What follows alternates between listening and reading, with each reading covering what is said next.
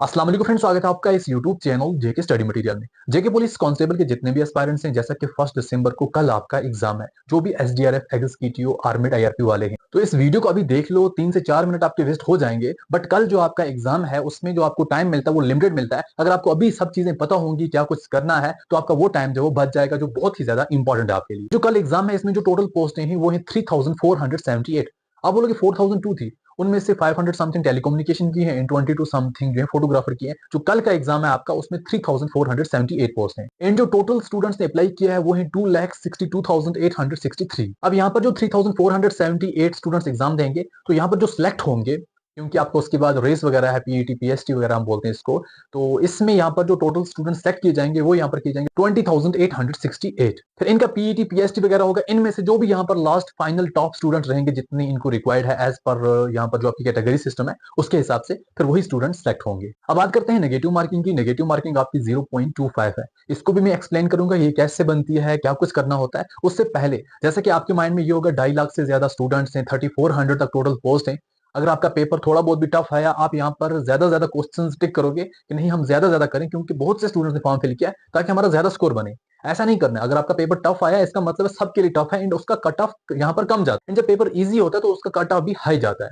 अगर आपको ये लगे पेपर आपका टफ है, ज्यादा क्वेश्चन अटेम्प्ट करने की कोशिश नहीं करना, क्योंकि नेगेटिव मार्किंग है। अब नेगेटिव मार्किंग का क्या मतलब है? फॉर एग्जाम्पल कोई स्टूडेंट टोटल 100 क्वेश्चन अटेम्प्ट करके आता है, हर क्वेश्चन उसको 1 मार्क्स का है। अगर उसके 60 क्वेश्चन करेक्ट हो जाते हैं तो उसके 60 बन गए एंड 40 जो उसके इनकरेक्ट हुए, अब वो बोलेगा मुझे 60 बन गए। नहीं, जो उसके 40 इनकरेक्ट हुए उन 40 की वजह से, क्योंकि 0.25 आपकी नेगेटिव मार्किंग है, जो आपके 40 इनकरेक्ट हैं, इन 40 को आप डिवाइड करोगे 4 के साथ, यहां पर आपको आएगा 10। तो इस 10 को उठा के जो आपके करेक्ट बनते हैं उसमें से सब्ट्रैक्ट कर देना है। जैसा 60 आपका करेक्ट बनता था, -10 हो गया, तो आपका स्कोर 50 रह गया।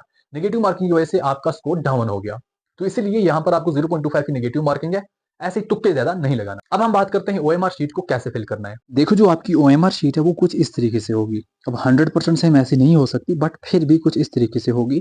ऊपर आपको थोड़ा बहुत नेम वगैरह होगा, यहाँ पर इंपॉर्टेंट इंस्ट्रक्शंस होंगी।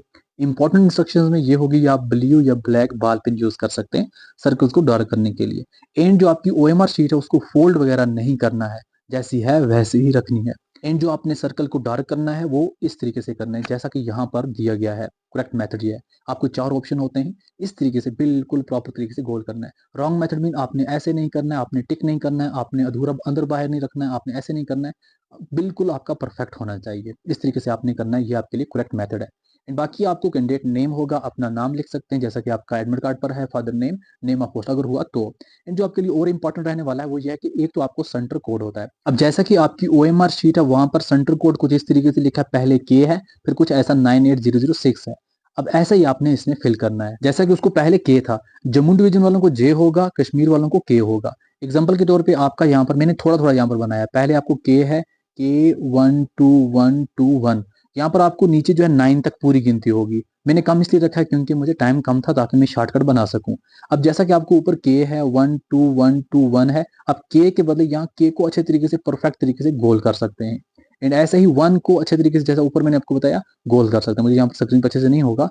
एंड यहाँ 2 को, फिर ऊपर यहाँ पर 1 है तो 1 को, 2 है 2 को, 1 है 1 को, प्रॉपर तरीके से गोल करना है, जैसा ऊपर मैंने आपको बताया। फिर आपने अपने एडमिट कार्ड पर रोल नंबर देखना है, आपका रोल नंबर क्या है, फिर यही रोल नंबर सेम आपने वहां लिखना है। जैसा कि आपका 9 डिजिट का होगा, मैंने यहाँ पर 3 ही रखा है सिंपल तरीके से समझाने के लिए। जो भी आपका होगा वो अच्छे से लिखना। जो ऊपर 1 है तो 1 को गोल करना, 2 है तो 2 को गोल करना, 1 है तो 1 को गोल करना, जो ऊपर होगा उसको गोल करना, पूरा आपका रोल नंबर होगा।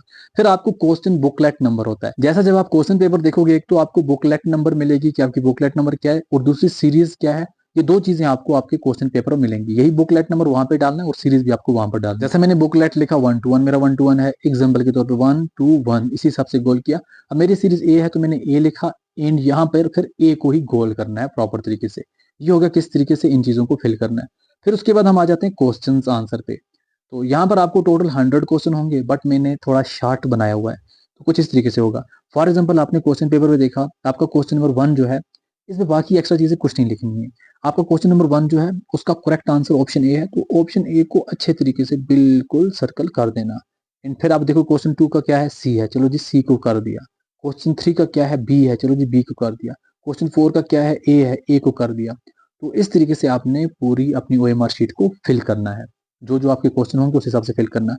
एंड जैसे जैसे आपका क्वेश्चन होता जाएगा, सोच समझ के क्वेश्चन नंबर देख के आगे फिल करना है। क्योंकि कई बार क्या होता है, आपको क्वेश्चन नंबर 4 तक आ गया, ए है, बी है, बी है एंड बी है, क्वेश्चन 5 आपको याद नहीं है, आपने बोला चलो क्वेश्चन 6 कर लेता हूँ, क्वेश्चन 6 का आपको ए है, गलती से आप क्वेश्चन 6 का 5 में डाल देते हो, क्योंकि ऊपर वाली यहाँ पर ऑलरेडी यहाँ पर फिल नहीं की थी, तो यहाँ पे फिर इसकी वजह से आपके सभी जो क्वेश्चन है आगे आने वाले गलत हो जाते हैं। इन चीजों का अच्छे तरीके से ध्यान रखना। ऑलरेडी मैंने 2 से 3 वीडियो में आपको बोल दिया कि साथ में कौन कौन से डॉक्यूमेंट रखने हैं, तो दोबारा मैं आपको एक बार याद दिलवाना चाहता हूँ। आपको एक तो अपना एडमिट कार्ड रखना है एंड एडमिट कार्ड पे जो डिक्लेरेशन है उसको फिल करके जाना है। जैसा सिंपल अपना नाम, अपने फादर का नेम एंड जो आपका सिग्नेचर वो आप वही एग्जाम, एंड अपने 2 रीसेंट फोटोग्राफ साथ रखना जिसमें नेम एंड डेट मेंशन होनी चाहिए। एंड बहुत से सेंटर जो है वो ऐसे सिंपल फोटोग्राफ, बट यहाँ पर मेंशन है कि आपका नेम एंड डेट होना चाहिए।